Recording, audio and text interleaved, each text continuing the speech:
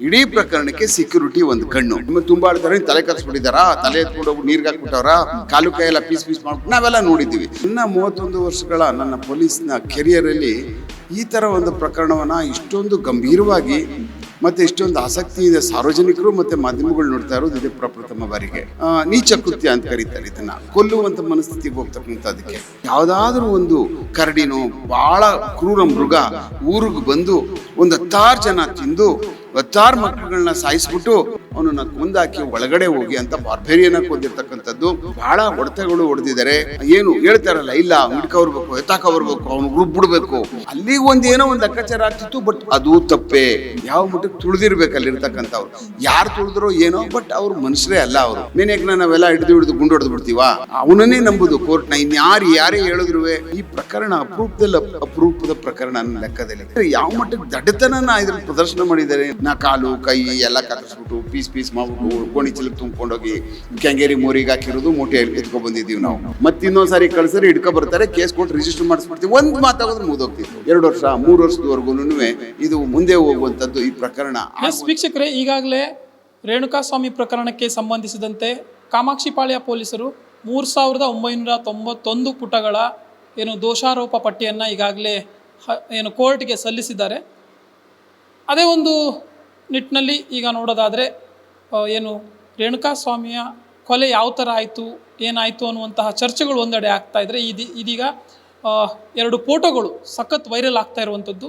So ಈ ಫೋಟೋಗಳು ಈಗಾಗಲೇ ಸಾಕಷ್ಟು ವಿಚಾರಗಳನ್ನು ಹೇಳ್ತಾ ಇರುವಂಥದ್ದು. ಇದೀಗ ನನ್ನ ಜೊತೆ ಈ ಪ್ರಕರಣದ ಬಗ್ಗೆ ಮಾತನಾಡೋದಕ್ಕಾಗಿ ಹಿರಿಯ ಪೊಲೀಸ್ ಹಾಗೆಯೇ ನಿವೃತ್ತ ಪೊಲೀಸ್ ಅಧಿಕಾರಿಗಳು SK ಉಮೇಶ್ ಅವರಿದ್ದಾರೆ. ಸರ್ ನಮಸ್ತೆ. ಮೊದಲನೇದಾಗಿ ತಾವು ಫೋಟೋಗಳನ್ನು ಗಮನಿಸಿರ್ಬೋದು, 2 ಫೋಟೋಗಳು.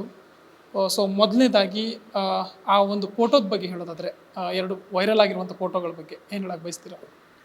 ನೋಡಿ, ಈ ಪ್ರಕರಣ ನಾವು ಭಾಳ ದಿನಗಳಿಂದ ಮಾತಾಡ್ತಾ ಇದ್ದೀವಿ.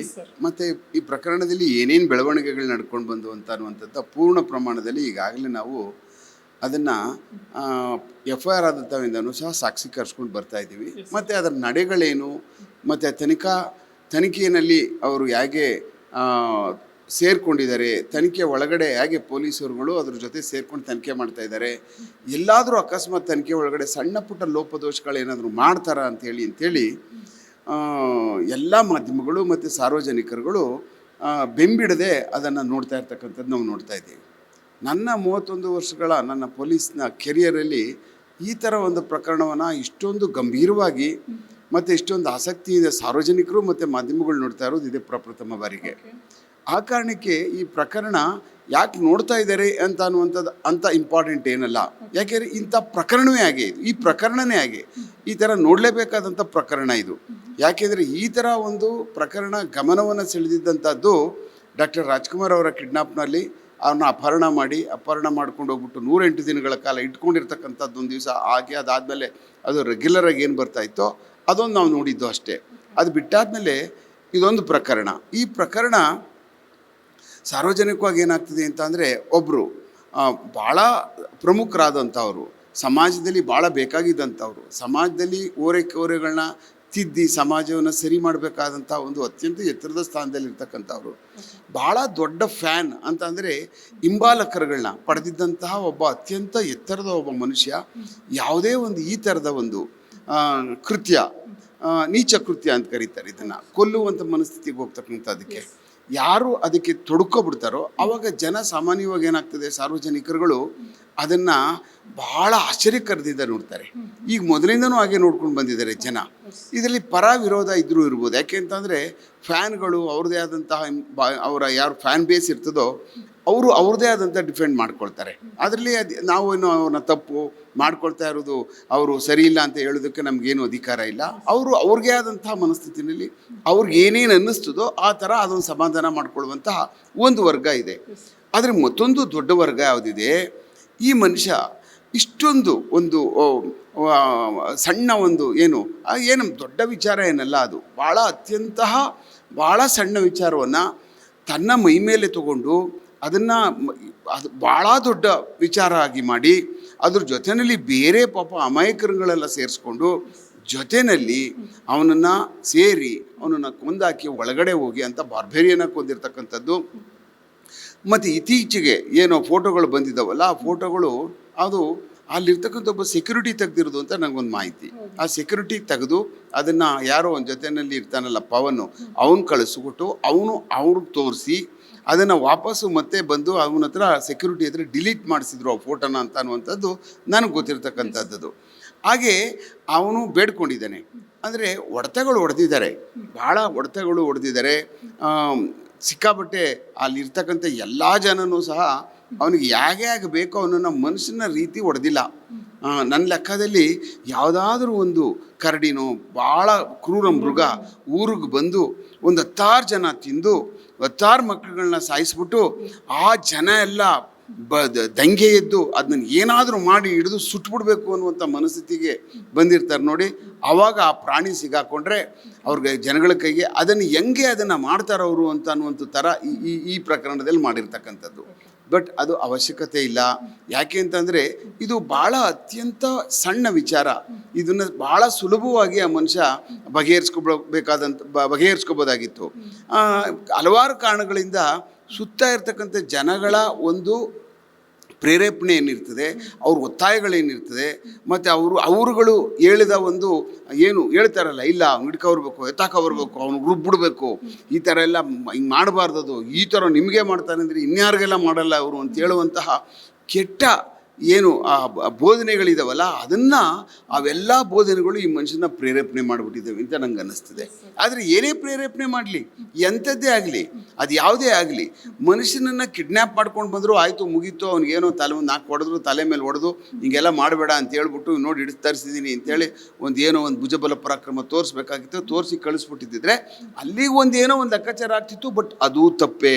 ಒಬ್ಬ ಮನುಷ್ಯನ ಕಿಡ್ನ್ಯಾಪ್ ಮಾಡಿ ಕರ್ಕೊಂಡು ಬಂದು ಎದುರಿಸಿ ಹಿಂಗೆ ಹೊಡೆದು ಕಳಿಸ್ತಕ್ಕಂಥದ್ದು ದಟ್ ಈಸ್ ಆಲ್ಸೋ ಏನು ಅಮಾನವೀಯ. ಅದೂ ಮಾಡಬಾರ್ದು ಆ್ಯಕ್ಚುಲಿ. ಅದಕ್ಕೆ ಕಾನೂನಲ್ಲಿ ಭಾಳ ಅವಕಾಶಗಳಿದ್ದಾವೆ ಬೇಕಾದಂಥ ಮಾಡುವಂಥದ್ದು. ಅಲ್ಲಿ ಕರ್ಕೊಂಡು ಬಂದಾದಮೇಲೆ ರಾಕ್ಷಸಿ ಕೃತ್ಯ ಮಾಡಿದ್ದಾರಲ್ಲ ಅವನ ವಿರುದ್ಧವಾಗಿ, ಅವನಿಗೆ ನನ್ನ ಲೆಕ್ಕದಲ್ಲಿ ಅವ್ನು ಸತ್ತೋಗ್ಬಿಟ್ಟಾದ್ಮೇಲೆ ಹೋಗೋರು ಇವರೆಲ್ಲ ಅಂತಂದರೆ ಕೆಲವು ಜನ ಕೊನೆ ಲಾಸ್ಟ್ವರೆಗೂ ಅಲ್ಲೇ ಉಳ್ಕೊಂಡಿದ್ದಾರೆ. ಅಂದರೆ ಅವ್ನು ಸತ್ತೋಗಿದ್ದಾನೆ ಅಂದರೆ ಇವ್ನು ಸತ್ತೋಗ್ತಾನೆ, ಹೊಡೆದರೆ ನಮಗೆ ಏನೂ ಇಲ್ಲ ಅವನ ದೇಹದಲ್ಲಿ. ಅಂದರೆ ಮೂಳೆಗಳೆಲ್ಲ ಪೋಸ್ಟ್ಮಾರ್ಟಮ್ ರಿಪೋರ್ಟಲ್ಲೇನು ಕೆಲವು ಇರ್ತಕ್ಕಂಥ ರಿಬ್ಬುಗಳೆಲ್ಲ ಮುರಿದೋಗ್ಬಿಟ್ಟಿದೆ ಅಂತಂದರೆ ಇನ್ನು ಯಾವ ಮಟ್ಟಕ್ಕೆ ಹೊಡೆದಿರಬೇಕು, ಯಾವ ಮಟ್ಟಕ್ಕೆ ತುಳಿದಿರ್ಬೇಕು ಅಲ್ಲಿರ್ತಕ್ಕಂಥವ್ರು.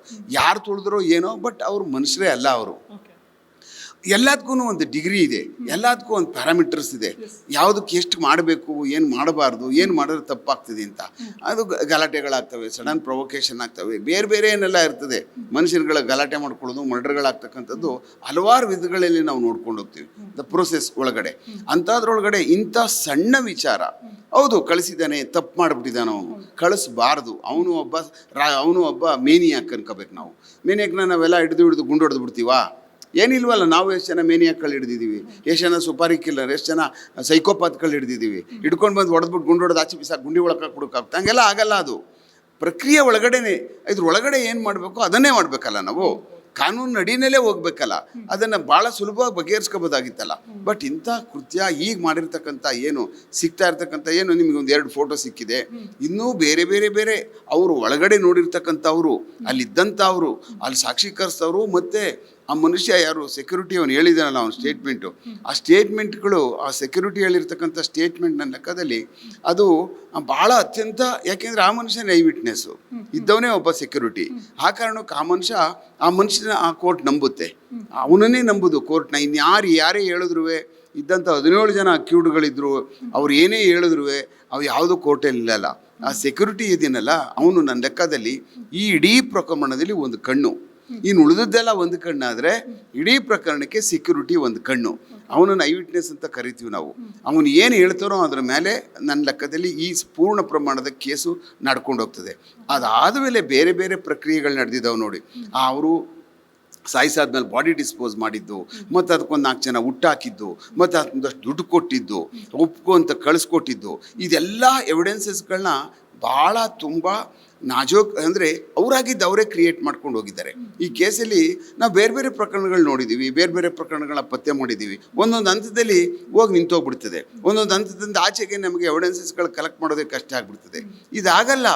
ಇವರು ಎಷ್ಟೆಷ್ಟು ಎವಿಡೆನ್ಸಸ್ಗಳನ್ನ ಬಿಟ್ಕೊಂಡು ಹೋಗೋಕ್ಕೆ ಸಾಧ್ಯನೋ ಅಷ್ಟು ಮ್ಯಾಕ್ಸಿಮಮ್ ಎವಿಡೆನ್ಸಸ್ಗಳನ್ನ ಇವರು ಕೊಲೆ ಆದತ್ತವಿಂದ, ಕಿಡ್ನ್ಯಾಪ್ ಆದತ್ತವಿಂದ ಹಿಡಿದು ಸತ್ತಾದ್ಮೇಲೆ ತಗೊಂಡೋಗಿ ಬಾಡಿ ಬಿಸಾಕುವವರೆಗೂ ಮಾಡ್ಕೊಂಡು ಹೋಗ್ಬಿಟ್ಟಿದ್ದಾರೆ. ಅದರಿಂದ ಈ ಪ್ರಕರಣ ಅಪರೂಪದ ಪ್ರಕರಣ ನನ್ನ ಲೆಕ್ಕದಲ್ಲಿ. ಈ ಥರ ಸಾಕ್ಷ್ಯಾಧಾರಗಳನ್ನ ಅವರೇ ತಲೆ ಮೇಲೆ ಹಾಕ್ಕೊಂಡು ಅವರೇ ಗುಂಡಿ ಒಳಗೆ ಸೇರಿಕೊಂಡು ಮೇಲ್ ಚಪ್ಪಡಿ ಹೇಳ್ಕೊಳ್ಳುವಂಥ ಇಂಥ ಪ್ರಕರಣ ನಾವು ಭಾಳ ಕಮ್ಮಿ ನೋಡಿದ್ದೀವಿ. ಯಾರೇ ದಡ್ಡರುಗಳೇ ಆಗಲಿ ಇಂಥ ಪ್ರಕರಣಗಳಲ್ಲಿ ಸಿಗಾಕಬಿಟ್ಟಾಗ ಭಾಳ ನಾಜೂಕಾಗಿ ಆಚೆ ಈಚೆ ಬರುವುದಕ್ಕೆ ನೋಡ್ಬಿಡ್ತಾರೆ. ಏನಪ್ಪ ಸಾಕ್ಬಿಟ್ಟಿದ್ದೇನೆ, ಏನು ಮಾಡೋದಲ್ಲ ಇವಾಗ, ಎಂಥದ್ದು ಮಾಡೋದಲ್ಲ ಅಂದ್ಬಿಟ್ಟು ಅಂತ. ಇದರಲ್ಲಿ ಒಂದೊಂದು ಹೆಜ್ಜೆ ಮುಂದೆ ಹೋಗಿದ್ದಾರೆ. ಅಂದರೆ ಯಾವ ಮಟ್ಟಕ್ಕೆ ದಡ್ಡತನನ ಇದ್ರಲ್ಲಿ ಪ್ರದರ್ಶನ ಮಾಡಿದ್ದಾರೆ ಅನ್ನುವಂಥದ್ದು ಭಾಳ ಇಂಪಾರ್ಟೆಂಟ್ ಫ್ಯಾಕ್ಟ್ರ್ ಇದು. ಯಾರೇ ಆಗಲಿ ಈ ಥರ ದಡ್ಡತನನ ಪ್ರದರ್ಶನ ಮಾಡಲ್ಲ. ಯಾಕೆ ಆಗುತ್ತೆ ಇದು ಅಂತಂದರೆ, ಯಾವುದೇ ಒಬ್ಬ ಮನುಷ್ಯನ ಕೊಂದಾಗ ಅವನ ಕಸ್ಟಡಿನಲ್ಲಿ ಅವನ ಬಾಡಿ ಇದ್ದಾಗ, ಶವ ಇದ್ದಾಗ, ಇವೆಲ್ಲ ತಪ್ಪುಗಳನ್ನ ಅತಿ ಹೆಚ್ಚಿಗೆ ತಪ್ಪುಗಳನ್ನ ಯಾವುದೇ ಒಬ್ಬ ಮನುಷ್ಯ ಮಾಡೋಕ್ಕೆ ಪ್ರಾರಂಭ ಮಾಡ್ತಾನೆ. ಹೌದೌದೌದು. ಅಂದರೆ ಯಾವಾಗ ತಪ್ಪುಗಳು ಅಂದಾಗ ಮನುಷ್ಯ ಸತ್ತಾಗ ಅವ್ರಿಗೆ ಗೊತ್ತಾಗ್ತದೆ, ಸತ್ತೋಗ್ಬಿಟ್ಟ ಈಗ ಏನು ಮಾಡೋದು, ಕೊಲೆ ಕೇಸ್ ಬಂದ್ಬಿಡ್ತದೆ ಅನ್ನುವಂಥದ್ದಾದಾಗ ಅವ್ರು ಮೈ ಮರ್ತೋಗ್ತಾರೆ. ಅವ್ರಿಗೆ 6 ಸೆನ್ಸ್ಗಳೆಲ್ಲ ಹೊಟ್ಟೋಗ್ತವೆ. ಏನು ಮಾಡಬೇಕು, ಯಾರಿಗೆ ಹೇಳ್ಬೇಕು, ಯಾರಿಗೆ ಮಾತಾಡಬೇಕು, ಯಾರಿಗೆ ಮಾತಾಡಬಾರ್ದು ಅನ್ನುವಂಥದ್ದು ಎಲ್ಲ ಕಳ್ಕೊಬಿಡ್ತಾರೆ, ಕಂಟ್ರೋಲ್ ಕಳ್ಕೊಬಿಡ್ತಾರೆ. ಆಮೇಲೆ ಸ್ಥಿಮಿತ ಕಳ್ಕೊಬಿಡ್ತಾರೆ ಒಂದು ಬಾಡಿ ಡಿಸ್ಪೋಸ್ ಮಾಡುವಂಥ ಸಮಯಕ್ಕೆ ಹೋದಾಗ. ಆಗಾದಾಗ ಏನಾಗಿದೆ, ಇದು ಎಲ್ಲ ಎವಿಡೆನ್ಸಸ್ಗಳು ಅವ್ರಿಗೊಂಥರ ಇಡೀ ಸಾಕ್ಷ್ಯಗಳು ಅವನ್ನ ಎಲ್ಲ ಅಕ್ಯೂಡ್ಗಳನ್ನ ಒಂಥರ ಗೋಪುರದಲ್ಲಿ ಮುಚ್ಕೊಬಿಟ್ಟಿದೆ. ಸ್ಪೆಷಲ್ ಆಗಿ ತಾವು ಐ ವಿಟ್ನೆಸ್ ಅನ್ನ ಮೆನ್ಷನ್ ಮಾಡಿದ್ರಿ. ತಾವು ಐ ವಿಟ್ನೆಸ್ ಅನ್ನುವಂಥ ಪುಸ್ತಕ ಕೂಡ ಬರೆದಿದ್ದೀರಾ. ಅಷ್ಟು ಅಂದರೆ ಐ ವಿಟ್ನೆಸ್ ಅನ್ನೋದು ತುಂಬ ಪ್ರಾಮುಖ್ಯತೆ ಪಡ್ಕೊಳ್ಳುತ್ತೆ. ಪೊಲೀಸ್ ತನಿಖೆ ಇರ್ಬೋದು, ಕೋರ್ಟ್ ಇರ್ಬೋದು, ಎಲ್ಲವೂ ಕೂಡ ಪರಿಗಣನೆಗೆ ತಗೊಂಡಾಗ ಕಾನೂನು ಚೌಕಟ್ಟಿನಲ್ಲಿ ಐ ವಿಟ್ನೆಸ್ ತುಂಬ ಪ್ರಮುಖ ಪಾತ್ರವನ್ನು ವಹಿಸುತ್ತೆ. ಈ ಬಗ್ಗೆ ಏನು ಹೇಳ್ತೀರಾ? ಈ ಪ್ರಕರಣದಲ್ಲಿ ರೇಣುಕಾ ಸ್ವಾಮಿಯ ಪ್ರಕರಣದಲ್ಲಿ ಏನು ಹೇಳ್ತೀರಾ? ನೋಡಿ, ಐ ವಿಟ್ನೆಸ್ ಏನೋ ಸೆಕ್ಯೂರಿಟಿ ಅವ್ರು ಹೇಳುವಂಥದ್ದು ಏನಿದೆಯಲ್ಲ, ಅವ್ರು 164 ಮಾಡಿಸಿರ್ತಾರೆ ನನ್ನ ಲೆಕ್ಕದಲ್ಲಿ. ಅವ್ರು ಕರ್ಕೊಂಡು ಹೋಗ್ಬಿಟ್ಟು ಆಮೇಲೆ 164 ಮಾಡಿಸ್ಬಿಟ್ಟಿದ್ದಾರೆ ಅಂದಾಗ ಕೆಲವಾರು ಪ್ರಕರಣಗಳಲ್ಲಿ ನಾವು ಮಾಡಿಸಿದಂಥ 164ಗಳಲ್ಲಿ ಅವರಲ್ಲಿ ಕೋರ್ಟ್ಗಳಲ್ಲಿ ನಿಂತ್ಕೊಂಡು ನಮ್ಮ ವಿರುದ್ಧ ಸಾಕ್ಷಿ ಹೇಳಿರ್ತಕ್ಕಂಥದ್ದು ಇದೆ, ನಾವು ನೋಡಿದ್ದೀವಿ. ಹೀಗೆ ನಮಗೆಲ್ಲ ತೊಂದರೆ ಮಾಡ್ತಾಯಿದ್ರು ಪೊಲೀಸವರು, ನಮ್ಮ ಫ್ಯಾಮಿಲಿ ಎಲ್ಲ ತೊಗೊಂಡು ಕೂಡ ಹಾಕೊಬಿಟ್ಟಿದ್ರು, ಮನೆಯಲ್ಲಿ ಸಾಯಿಸ್ಬಿಡ್ತೀವಿ, ಬಿಡೋದಿಲ್ಲ, ನೀನೇನಾದರೂ ಹೇಳಲಿಲ್ಲ ಅಂತಂದ್ರೆ ಹೇಳಿ ನನಗೆ ಭಯ ಹುಡ್ಸಿ ಕರ್ಕೊಬಂದು ಇಲ್ಲಿ ಕೋರ್ಟ್ ಹತ್ರ ಕರ್ಕೊಂಡು ಬಂದು ಈ ಥರದ್ದೆಲ್ಲ ವರ್ಷನ್ಸ್ಗಳು ಬರೋಕ್ಕೆ ಶುರು ಆಗ್ತವೆ, ಬಂದಿದ್ದಾವೆ. ಈಗಾಗಲೇ ನಾವು ಅನುಭವಿಸಿದ್ದೀವಿ ಅದನ್ನೆಲ್ಲನೂ. ಇದನ್ನು ಈ ಪ್ರಕರಣಗಳಲ್ಲಿ ನಾವು ಎಕ್ಸ್ಪೆಕ್ಟ್ ಮಾಡ್ಬೋದು ಮುಂದೆ. ಹೌದೌದು. ಯಾಕೆ ಅಂದರೆ ಈ ಪ್ರಕರಣದಲ್ಲಿ ಏನಾದರೂ ಮಾಡಬೇಕು ಅಂತ ಒಬ್ಬರು ಗೆಲ್ಲಬೇಕು, ನಾನು ಈ ಕೇಸ್ನಲ್ಲಿ ಶಿಕ್ಷೆ ತಗೋಬೇಕು ಅಂತ ಪ್ರಯತ್ನ ಪಟ್ಟರೆ, ಇನ್ನೊಬ್ಬರು ಈ ಪ್ರಕರಣದಲ್ಲಿ ನಾವು ಏನಾದರೂ ಮಾಡಿ ಆಚೆ ಬರಬೇಕು ಅನ್ನುವಂಥ 2 ಕ್ಲಾಶಸ್ಗಳು ನಡೀತವೆ. ಒಂದೇನಾಗುತ್ತೆ, ಪ್ರಕರಣ ನಡೀತಾ ಈ ಪ್ರಕರಣದಲ್ಲಿ ಪ್ರಕರಣ ಮಾಡಿದವರು ಇರಲ್ರು, ಪ್ರಕರಣ ತನಿಖೆ ಮಾಡಿದವರು ಇರುವುದಿಲ್ಲ, ಪ್ರಕರಣವನ್ನು ಯಾರು ಮಾನಿಟ್ರ್ ಮಾಡ್ತಾಯಿದ್ರು ಅವ್ರು ಯಾರೂ ಇರುವುದಿಲ್ಲ. ಈ ಪ್ರಕರಣ ನ್ಯಾಯಾಲಯಕ್ಕೆ ಬಂದಾಗ ಅದೇ ಸಮಸ್ಯೆ ಆಗ್ತಕ್ಕಂಥದ್ದು. ಈ ಪ್ರಕರಣ ನ್ಯಾಯಾಲಯಕ್ಕೆ ಬಂದು ಇದು ನ್ಯಾಯಾಲಯದಲ್ಲಿ ಪ್ರಾರಂಭ ಆದಾಗ ಏನದ್ರದ್ದು ಕೋರ್ಟಲ್ಲಿ ಪ್ರೊಸೀಡಿಂಗ್ಸ್ ಪ್ರಾರಂಭ ಆದ ತಕ್ಷಣವೇ ಆಗುವಷ್ಟೊತ್ತಿಗೆ ಯಾರೂ ಇರಲ್ಲ. ಮಿನಿಮಮ್ 1 ವರ್ಷ ಆದರೂ ತಗೊಳ್ಳುತ್ತೆ. ಪ್ರಕರಣ ಟೇಬಲ್ಗೆ ಬಂದು ಅದು ಸಾಕ್ಷ್ಯಾಧಾರಗಳು ಪ್ರಾರಂಭ ಏನು ವಿಚಾರಣೆ ಕಾಲ ಪ್ರಾರಂಭ ಆಗೋದಕ್ಕೆ ಕೇಸಲ್ಲಿ ತುಂಬ ದಿನಗಳಾದಾಗ ಏನಾಗ್ತದೆ, ಯಾರೂ ಮಾಡದಂಥ ತನಿಖಾಧಿಕಾರು ಆ ಜಾಗಗಳಲ್ಲಿರೋದಿಲ್ಲ, ಎಲ್ಲ ಬೇರೆಯವ್ರು ಬಂದಿರ್ತಾರೆ. ಅವರಿಗೆ ಈ ಏನು ಆ ಮಟ್ಟದ್ದು ಯಾವುದೇ ನಾಲೆಡ್ಜ್ ಇರೋದಿಲ್ಲ. ಇವರೆಲ್ಲೋ ಆ ಕಡೆ ದೂರದಲ್ಲೆಲ್ಲೋ ಹೋಗ್ಬಿಟ್ಟಾಗಿರ್ತಾರೆ. ಇನ್ನೊಬ್ಬ ಇವುಗಳು ಇದ್ದಂಥವ್ರು ತುಂಬ ದೂರಗಳಲ್ಲಿ ಹೋಗ್ತಾರೆ. ಇಲ್ಲಿದ್ದಂಥವ್ರೆ ಯಾರೋ ಒಬ್ಬರೋ ಇಬ್ಬರು ಆ ಪ್ರಕರಣ ಇದ್ದಾಗ ಕೋರ್ಟ್ಗೆ ಹೋಗಬೇಕು, ನೋಡಬೇಕು, ಬರಬೇಕು. ಅಂದರೆ ಆ ಪೂರ್ಣ ಪ್ರಮಾಣದ ತನಿಖೆ ಏನು ಮಾಡಿದಾರೋ ಅಂತ ಅಂದ್ಬಿಟ್ಟು ಅಂತ ಇವ್ರಿಗೆ ಯಾರಿಗೂ ಗೊತ್ತೇ ಇರೋದಿಲ್ಲ, ಅವ್ರು ತಿಳ್ಕೊಳ್ಳೋಕ್ಕೂ ಹೋಗೋದಿಲ್ಲ. ಯಾರು ಬೇರೆಯವ್ರು ಬರ್ತಾರಲ್ಲ, ಈಗ ಅವ್ರು ಹೋಗ್ಬಿಟ್ಟಾದ್ಮೇಲೆ ಅವ್ರು ACP ಹೋದಾದ್ಮೇಲೆ ಇನ್ನೊಬ್ರು ACP ಬರ್ತಾರೆ, ಅವ್ರಿಗೆ ಹ್ಯಾಂಡ್ ಓವರ್ ಮಾಡ್ತಾರೆ ಈ ಫೈಲ್ನ. ನೋಡಿ ಇದೊಂದು ಪ್ರಕರಣ ಅಂತ ಇನ್ವೆಸ್ಟಿಗೇಷನ್ ಮಾಡಿದ್ದೀನಿ ಹಾಗೆ ಏನ್ಬಿಟ್ಟು ಅಂತ. ಆ ಪ್ರಕರಣದ ಬಗ್ಗೆ ಇವರು TV ಮತ್ತು ಮಾಧ್ಯಮಗಳಲ್ಲಿ ಏನು ತಿಳ್ಕೊಂಡಿದ್ರು ಅಷ್ಟರ ಬಗ್ಗೆ ಮಾತ್ರ ಗೊತ್ತಿರ್ತದೆ ಹೊರತು ಅವ್ರಿಗೆ ಆ ಒಳಗಡೆ ಹೋಗಿ ಆ ಪ್ರಕರಣ ಏನು ಅಂತ ತಿಳ್ಕೊಳ್ಳುವಂಥ ಆಸಕ್ತಿ ಇರುವುದಿಲ್ಲ. ಯಾಕೆಂದರೆ ಆಗಲೇ ತನಿಖೆ ಆಗೋಗ್ಬಿಟ್ಟಿರ್ತದೆ, ಒಂದು ಫೈಲ್ ಮಾತ್ರ ಅವ್ರ ಹತ್ರ ಇರ್ತದೆ. ಇದು ಸುಮಾರು ದಿನಗಳ ನಂತರ ನ್ಯಾಯಾಲಯಕ್ಕೆ ಹೋಗಿ ಪ್ರಾರಂಭ ಆದಾಗ ಎಷ್ಟು ದಿವಸ ಆಗ್ತದೆ, ಎಷ್ಟು ದಿವಸ ಆದಮೇಲೆ ಕೋರ್ಟಲ್ಲಿ ವಿಚಾರಣೆ ಪ್ರಾರಂಭ ಆಗ್ತದೆ ಅನ್ನುವಂಥದ್ದು ಭಾಳ ಪ್ರಮುಖವಾದಂಥದ್ದು. ನೆಕ್ಸ್ಟ್ ಯಾವಾಗ ಈ ಪ್ರೋಸೆಸ್ ಸ್ಟಾರ್ಟ್ ಆಗ್ತದಲ್ಲ ಆಗ. ಆದರೆ ಅತ್ಯಂತ ಬೇಗ ಆಗಿಬಿಡ್ತದೆ ಈ ಕೇಸ್ ಪ್ರಕರಣ, ಬೇಗ ಇದು ವಿಚಾರಣೆ ಮಾಡಿಬಿಡ್ತಾರೆ ಅಂತ ಅನ್ನುವಂಥದ್ದು ನನಗೂ ಅನಿಸೋದಿಲ್ಲ. ಯಾಕೆಂದರೆ 17 ಜನ ವಿಟ್ನೆಸಸ್ಗಳಿದ್ದಾರೆ. 17 ಜನಕ್ಕೆ ಅಕಸ್ಮಾತ್ ಏನಾದ್ರೂ ಯಾರಿಗೂ ಬೇಲ್ ಸಿಗಲಿಲ್ಲ, ಎಲ್ಲ ಜೈಲಲ್ಲೇ ಇದ್ಬಿಟ್ಟಿದ್ದಾರೆ ಅಂದರೆ ಈ ಪ್ರಕರಣ 1 ವರ್ಷ 1.5 ವರ್ಷದಲ್ಲಿ ಮುಕ್ತಾಯ ಆಗ್ಬೋದು. ಒಂದು ಅಕಸ್ಮಾತ್ ಈಚೆ ಬಂದುಬಿಟ್ರೆ ಅವರೆಲ್ಲ ಏನಾದರೂ ಬಂದು ಎಲ್ಲ ಆದಮೇಲೆ ಅವ್ರದ್ದೆಲ್ಲ ಸ್ಟೇಟ್ಮೆಂಟ್ಗಳಾಗಬೇಕು 17 ಜನದ್ದು, ಭಾಳ ತುಂಬ ಟೈಮ್ ತಗೊಳ್ಳುತ್ತೆ ಕೋರ್ಟ್ ಪ್ರೋಸೆಸ್ ಒಳಗಡೆ. ಆ ಕಾರಣಕ್ಕೋಸ್ಕರನೇ ಇದು ಇನ್ನೂ ಮುಂದೆ ಇನ್ನೂ 2 ವರ್ಷ 3 ವರ್ಷದವರೆಗೂ ಇದು ಮುಂದೆ ಹೋಗುವಂಥದ್ದು ಈ ಪ್ರಕರಣ ಆಗುವಂಥದ್ದು ಅನ್ನಿಸ್ತದೆ. ಬಟ್ ಈ ಪ್ರಕರಣನ ಭಾಳ ಅತ್ಯಂತ ಹತ್ತಿರಕ್ಕೆ ಭಾಳ ನೇರವಾಗಿ ಸಾರ್ವಜನಿಕರುಗಳು ಮರ್ತ್ಕೊಳ್ಳಲ್ಲ. ಇದು ಸಾರ್ವಜನಿಕರ ಒಂದು ಮನದಿಂದ ಅವರ ಇದರಿಂದ ದೂರ ಹೋಗಲ್ಲ. ಈ ಪ್ರಕರಣನ ಸಾರ್ವಜನಿಕರು ನಿರಂತರವಾಗಿ ನೋಡ್ತಾ ಇರ್ತಾರೆ. ಈ ಪ್ರಕರಣ ಏನಾಯಿತು, ಈ ಪ್ರಕರಣ ಕೋರ್ಟ್ನಲ್ಲಿ ನಡೀತಾ ಇದೆಯಾ, ಈ ಪ್ರಕರಣ ಏನೇನು ನಡೀತಾ ಇದೆ ಅಂತ ಅನ್ನುವಂಥದ್ದನ್ನ ನನ್ನ ಲೆಕ್ಕದಲ್ಲಿ ಭಾಳ ಹತ್ತಿರದಿಂದ ನೋಡುವಂಥ ಈ ಪ್ರಕರಣ ಅಂತ. ಯಾಕೆಂದರೆ ಇಷ್ಟೆಲ್ಲ ಜನ ಇದ್ರ ಬಗ್ಗೆ ತುಂಬ ಮಾತಾಡ್ತಾ ಇದ್ದಾರೆ. ಇಷ್ಟೊಂದು ಮಾತಾಡಿದಂಥದ್ದು ಒಂದು ಪ್ರಕರಣದಲ್ಲಿ ಎಲ್ಲೂ ಇಲ್ಲ. ಕೆಲವು ಜನ ಇರ್ತದೆ ಇದೊಂದೇ ಪ್ರಕರಣನ ಬೇರೆ ಬೇರೆ ರಾಜ್ಯದಲ್ಲೆಲ್ಲ ಆಗಲ್ವಾ, ಏನು ಅವು ಮಾತ್ರ ಬಿಟ್ಟು ಇದನ್ನೇ ಬೆಳಗ್ಗೆ ಸಾಯಂಕಾಲ ತನಕ ತೋರಿಸ್ತೀರಿ, ಇದೆಲ್ಲ ಟೀಕೆ ಟಿಪ್ಪಣಿಗಳು ಮಾಡ್ತಾ ಇರ್ತಾರೆ. ಅದಕ್ಕೆ ಟೀಕೆ ಟಿಪ್ಪಣಿಗಳು ಮಾಡ್ತಾರೆ ಎಂದಾಕ್ಷಣಕ್ಕೆ ಈ ಪ್ರಕರಣದಲ್ಲಿ ಗೌಪ್ಯತೆ ಕಮ್ಮಿ ಆ ಥರ ಏನಿರಲ್ಲ. ಯಾಕೆಂದರೆ ಈ ಪ್ರಕರಣವೇ ಬೇರೆ, ಆ ಪ್ರಕರಣಗಳೇ ಬೇರೆ. ಪ್ರಕರಣಗಳ ಅದೇನು ಪ್ರಖರತೆ ಇರ್ತದಲ್ಲ, ಅದಕ್ಕೂ ಇದಕ್ಕೂ ತಾಳೆ ಮಾಡುವಂಥದ್ದಲ್ಲ. ಒಬ್ಬ ಮನುಷ್ಯನ ಅತ್ಯಂತ ಭಾಳ ಇಡೀ ರಾಜ್ಯದ ಸುಮಾರು ಜನ ಮತ್ತು ಸಾರ್ವಜನಿಕವಾಗಿ ಎಲ್ರಿಗೂ ಗೊತ್ತು ಅಂತ ಒಬ್ಬ ಮನುಷ್ಯ, ಈ ಭಾಳ ಬೆಳೆದಂಥ ಮನುಷ್ಯ. ಆಮೇಲೆ ಈ ಫೀಲ್ಡೇ ಆಗೇನೆ, ಇದ್ರೊಳಗಡೆ ಹೋಗಿ ಏನಾದ್ರು ತಪ್ಪು ಮಾಡಿದ್ರೆ ತಪ್ಪು ಮಾಡಬಾರ್ದು ಅಂತ ಜನನ ಹೇಳೋದು. ನೀವು ಮಾಡೋದೇ ಅಲ್ಲಿ ಜನಕ್ಕೋಸ್ಕರನೇ ನೀವು ಎಂಟರ್ಟೈನ್ಮೆಂಟ್ ಕೊಡುವಂಥದ್ದು ಮತ್ತು ಜನನ ಭಾಳ ಒಳ್ಳೆಯದನ್ನ ತೋರಿಸೋದು ಮತ್ತು ಮೆಸೇಜ್ ಕೊಡ್ತಕ್ಕಂಥ ಕಾರ್ಯಕ್ರಮ ಮಾಡ್ತಕ್ಕಂಥದ್ದು ಫಿಲಮ್ ಲ್ಯಾಂಡ್ ಅವರು. ಅದನ್ನು ಬಿಟ್ಟು ಬೇರೆ ಎಲ್ಲ ಮಾಡೋಕ್ಕೆ ಹೋಗಿ ಇಂಥದ್ದೆಲ್ಲ ಮಾಡಿದಾಗ ಏನಾಗುತ್ತೆ ಅಂದರೆ ಜನ ಇದನ್ನು ವಕ್ರ ದೃಷ್ಟಿಯಿಂದ ನೋಡ್ತಾರೆ, ಭಾಳ ವರ್ಷಗಳ ಕಾಲ ನೋಡ್ತಾರೆ. ಮತ್ತು ಇದು ರಿಸಲ್ಟು ಯಾವಾಗ ಬರ್ತದೆ ಅಂತ ನನ್ನ ಲೆಕ್ಕದಲ್ಲಿ ಕಾಯ್ಕೊಂಡಿರ್ತಾರೆ. ಸರಿನಾ? ಈ ಫೋಟೋಗಳ ವಿಚಾರಕ್ಕೆ ಬಂದರೆ ಫೋಟೋಗಳು ಸಾಕಷ್ಟು ವಿಚಾರಗಳನ್ನು ಹೇಳುತ್ತೆ. ಆತನ ಎಡಗಣ್ಣು ಉಬ್ಬಿರುವಂಥದ್ದು, ಏನು ಎಡಗಣ್ಣಿಗೆ ಏಟು ಬಿದ್ದಿರುವಂಥದ್ದು, ಹಾಗೆ ನೋಡೋಕೆ ಹೋದರೆ ಹೆಬ್ಬೆರಳು ಮುರಿದಿರುವಂಥದ್ದು, ಹಾಗೆಯೇ ಹಸ್ತ ಏನು ಬಾವು ಬಂದಿರೋದಂಥದ್ದು, ಊದ್ಕೊಂಡಿರುವಂಥದ್ದು. ಹಾಗೆಯೇ ಆತ ಇನ್ನೊಂದು ಫೋಟೋದಲ್ಲಿ ನೋಡೋಕೆ ಹೋದರೆ ಆತನ ಜೀನ್ಸ್ ಪ್ಯಾಂಟ್ನ ಜಿಪ್ಪು ಕೂಡ ಓಪನ್ ಆಗಿರುವಂಥದ್ದು. ಸೊ ಇಲ್ಲಿ ನಾವು ಗಮನಿಸಬೇಕಾದದ್ದು ಸಾಕಷ್ಟು ಕ್ರೌರ್ಯವನ್ನು ಮೆರೆದಿದ್ದಾರೆ, ಸಾಕಷ್ಟು ಹೀನಾಮಾನವಾಗಿ ಆತನನ್ನು ಥಳಿಸಿದ್ದಾರೆ. ಸೊ ಎಷ್ಟರ ಮಟ್ಟಿಗೆ ಆತನಿಗೆ ಚಿತ್ರಹಿಂಸೆ ನೀಡಿರ್ಬೋದು ಸರ್? ನೋಡಿ, ಯಾವುದೇ ಒಂದು ಪ್ರಕರಣನ ನ್ಯಾಯಾಲಯ ತಗೊಳ್ಳುವಂಥದ್ದೇ ಬೇರೆ ಥರ. ನಾವೇನು ಹೇಳ್ತೀವಲ್ಲ ಆ ಥರ ನ್ಯಾಯಾಲಯ ತಗೊಳ್ಳಲ್ಲ. ನ್ಯಾಯಾಲಯ ತಗೊಳ್ಳುವಂಥದ್ದು ಎಷ್ಟು ಗ್ರೀವಿಯಸ್ ಇಂಜುರೀಸ್ ಆಗಿದೆ ಅಂತ ನೋಡ್ತದೆ. ಎಷ್ಟು ಜನ ಹೊಡೆದವ್ರೆ, ಯಾವ ಮಟ್ಟಕ್ಕೆ ಹೊಡೆದವ್ರೆ, ಅದನ್ನೇ ಯಾವುದು ಗಣನೆಗೆ ತಗೊಳ್ಳಲ್ಲ. ಯಾವ ಮಟ್ಟದ ಇಂಜುರೀಸ್ ಆಗಿದೆ, ಸಿಂಪಲ್ ಇಂಜುರೀಸ್ ಎಷ್ಟು, ಗ್ರೀವಿಯಸ್ ಇಂಜುರೀಸ್ ಎಷ್ಟು, ಹೊಡೆದಾದ್ಮೇಲೆ ಯಾವ ಇಂಜುರಿಯಿಂದ ಈ ಮನುಷ್ಯರು ಸತ್ತಿದ್ದಾರೆ ಅಂತ ಅನ್ನುವಂಥದ್ದು ಅಷ್ಟೇ ಗಣನೆಗೆ ತಗೊಳ್ಳೋದು. ಬೇರೆ ಎಷ್ಟು ಸಾರಿ ಚುಚ್ಚವ್ರೆ, ಎಷ್ಟು ಸಾರಿ ರಕ್ತ ಬಂದಿದೆ, ಇದು ಯಾವುದು ಗಣನೆಗೆ ತಗೊಳ್ಳೋದಿಲ್ಲ. ಎಷ್ಟು ಕ್ರೌರ್ಯಾಗಿ ಮರೆದ್ಬಿಟ್ಟಿದ್ದಾರೆ, ಸುತ್ತ ಸೇರ್ಕೊಂಡು ಎಲ್ಲ ಜನ ರಾಕ್ಷಸರ ಥರ ಉಳಿ ಥರ ತಿಂದುಬಿಟ್ಟಿದ್ದಾರೆ, ಅದನ್ನು ಗಣನೆಗೆ ತಗೊಳ್ಳೋದು ಭಾಳ ನನ್ನ ಇದ್ರ ಪ್ರಕಾರ ಅದು ಕಮ್ಮಿನೇ. ಅದು ಅವ್ನಿಗೆ ಹೆಂಗೆ ಮರ್ಡರ್ ಆಗಿದೆ, ಯಾವ ಥರ ಏನು ಗಾಯ ಆಗಿದೆ, ಯಾವ ಗಾಯದಿಂದ ಆ ಮನುಷ್ಯನಿಗೆ ಏಟಾಗಿರುವಂಥದ್ದು ಅನ್ನುವಂಥದ್ದು ಅಷ್ಟೇ ಕೋರ್ಟ್ಗಳ ಗಣನೆಗೆ ತಗೊಳ್ಳೋದು. ಆ ಕಾರಣಕ್ಕೋಸ್ಕರನೇ ಈ ಏನು ಬಾರ್ಬೇರಿಯನ್ನ ಹೊಡೆದಿರ್ತಕ್ಕಂಥದ್ದು, ಆಮೇಲೆ ತುಂಬ ಹೇಳ್ತಾರೆ ತಲೆ ಕತ್ಸ್ಬಿಟ್ಟಿದ್ದಾರಾ, ತಲೆ ಎತ್ಕೊಂಡು ಹೋಗ್ಬಿಟ್ಟು ನೀರಿಗೆ ಹಾಕ್ಬಿಟ್ಟವ್ರ, ಕಾಲು ಕೈ ಎಲ್ಲ ಪೀಸ್ ಮಾಡ್ಬಿಟ್ಟು ನಾವೆಲ್ಲ ನೋಡಿದ್ದೀವಿ. ಕಾಲು ಕೈ ಎಲ್ಲ ಕತ್ತರಿಸ್ಬಿಟ್ಟು ಪೀಸ್ ಮಾಡ್ಬಿಟ್ಟು ಗೋಣಿ ಚೀಲಕ್ಕೆ ತುಂಬ್ಕೊಂಡೋಗಿ ಕೆಂಗೇರಿ ಮೋರಿಗೆ ಹಾಕಿರೋದು, ಮೂಟೆ ಎತ್ಕೊಬಂದಿದ್ದೀವಿ ನಾವು. ತಲೆ ಎತ್ಕೊಂಡೋಗಿ ಇನ್ನೆಲ್ಲೋ ತೊಗೊಂಡೋಗಿ ಊತಾಕ್ಬಿಟ್ಟಿರುವಂಥದ್ದೆಲ್ಲ ನೋಡಿದ್ದೀವಿ ನಾವು ಪ್ರಕರಣಗಳನ್ನ. ಆ ಕಾರಣಕ್ಕೆ ಈ ಪ್ರಕರಣ ಹಿಂಗೆ ಹೊಡೆದಿರೋದ್ರಲ್ಲೇನೂ ಇಲ್ಲ. ಲಾಠಿ ತಗೊಂಡು ಹೊಡೆದವ್ರೆ, ಗಾಯ ಆಗಿದೆ, ಆಮೇಲೆ ಸಿಕ್ಕಾಬಟ್ಟೆ ಒದ್ದಿದ್ದಾರೆ, ಅವನನ್ನು ಡಿಕ್ಕಿ ಹೊಡೆಸವ್ರೆ, ಅದಕ್ಕೆ ಇದಕ್ಕೆ ಬಸ್ಗೆ ಸಿಕ್ಕೋದಕ್ಕೆಲ್ಲ ಈಗೆಲ್ಲ ಮಾಡಿದ್ದಾರೆ.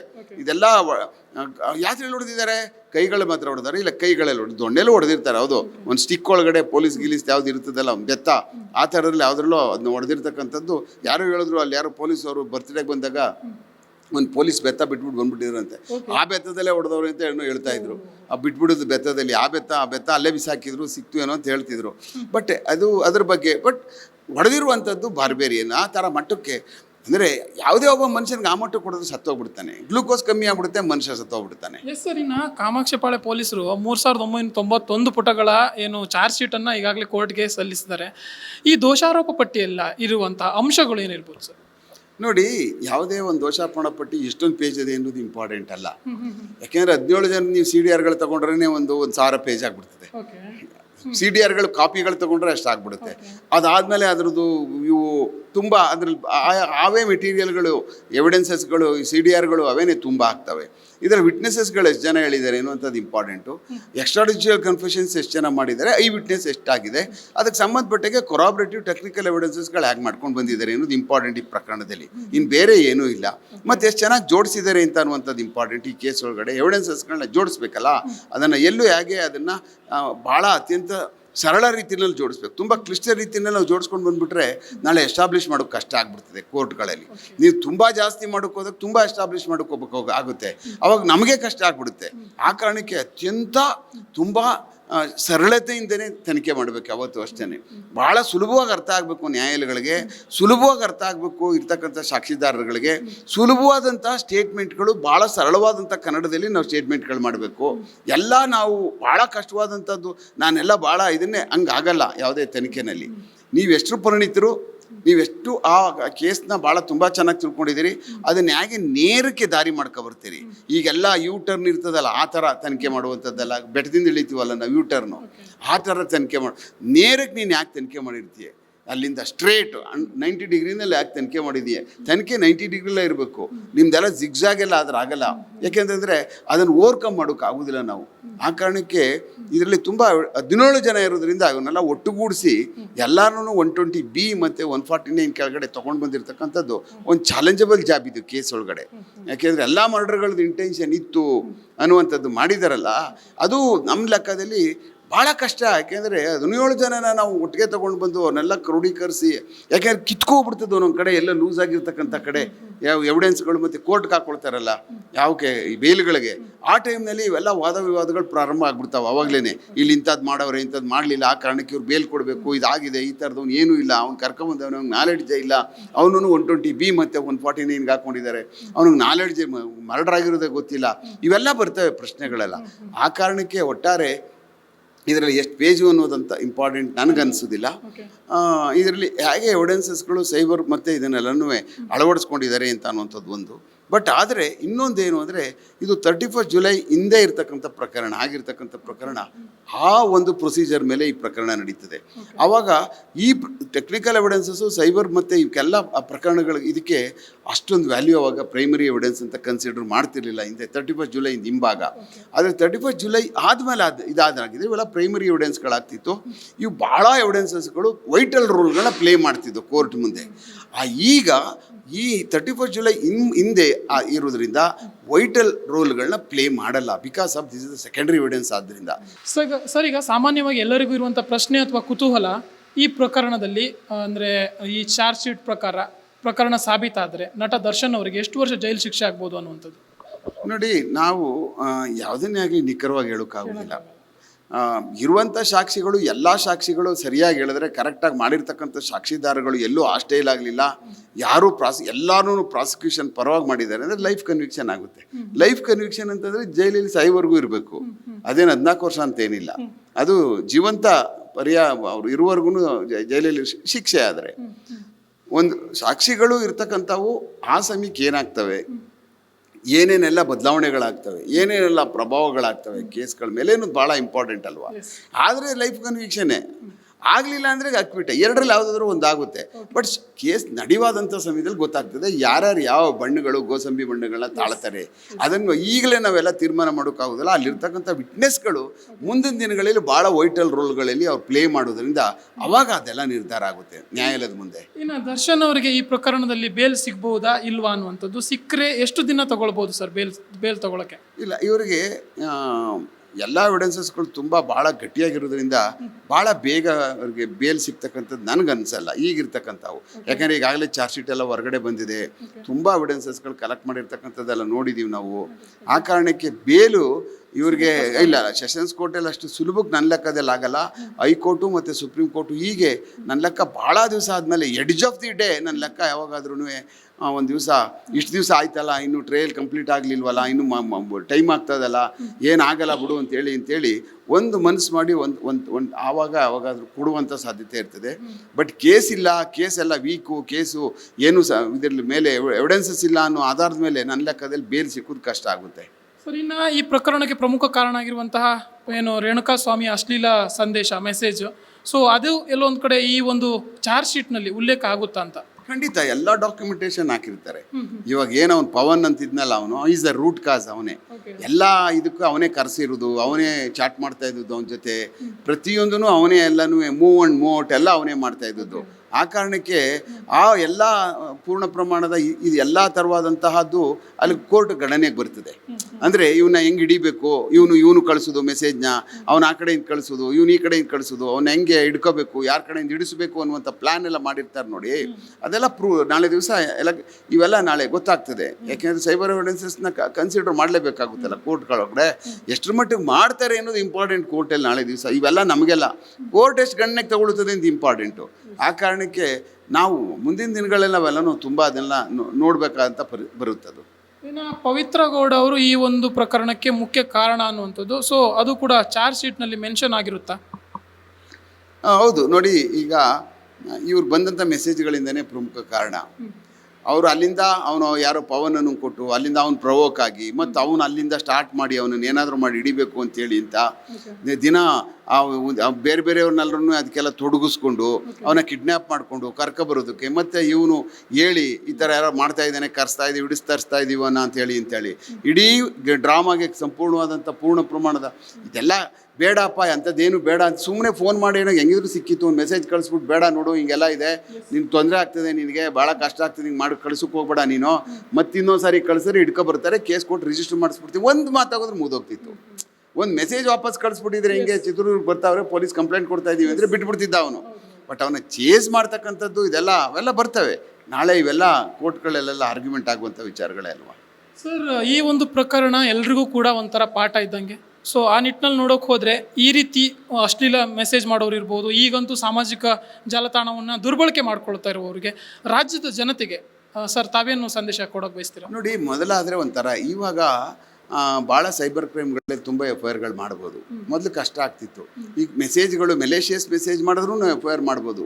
ಆ ಕಾರಣಕ್ಕೋಸ್ಕರನೇ ಈಗ ಮೊದಲು ಥರ ಎಲ್ಲ ಇಲ್ಲ. ಆದ್ದರಿಂದ ಮೆಲೇಷಿಯಸ್ ಮೆಸೇಜ್ಗಳು ಮಾಡೋದು, ಕೆಟ್ಟದಾಗೆಲ್ಲ ಅದನ್ನೆಲ್ಲ ಹಾಕಿ ಅದಕ್ಕೆಲ್ಲ ಬೇರೆ ಬೇರೆ ರೂಪಗಳನ್ನ ಕೊಟ್ಟು ಫೇಸ್ಬುಕ್ಗಳು ಮತ್ತು ಬೇರೆ ಬೇರೆ ವಾಟ್ಸಪ್ಗಳು ಗ್ರೂಪ್ಗಳಿಗೆಲ್ಲ ಹಂಚುವಂಥದ್ದು ಆದಾಗ ಏನಾಗ್ತದೆ ಅಂದರೆ ಯಾರು ಪ್ರಾರಂಭ ಮಾಡೋದ ಅಂತ ಗೊತ್ತಾಗ್ಬಿಡ್ತದೆ.